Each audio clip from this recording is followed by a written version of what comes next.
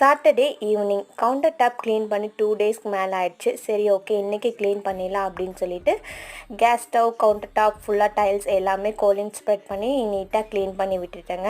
ஏன்னா அடுத்த நாள் கோவிலுக்கு போகிற வேலை இருந்துச்சு. அத்தை வீடு துடைச்சிடுவாங்க, நான் கவுண்டர் டாப் மட்டும் க்ளீன் பண்ணிட்டேன்.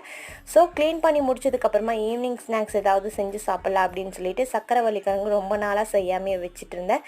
சரி ஓகே அதை செஞ்சிடலாம் அப்படின்னு சொல்லிட்டு அதை குக்கரில் போட்டு வேக வச்சு எடுத்துட்டேன். ஸோ ஏதாவது ஒரு ஈவினிங் ஸ்நாக்ஸ் நான் மோஸ்ட்லி எடுத்துக்குவேன், கொஞ்சம் ஹெல்த்தியாக தான் எடுத்துப்பேன்.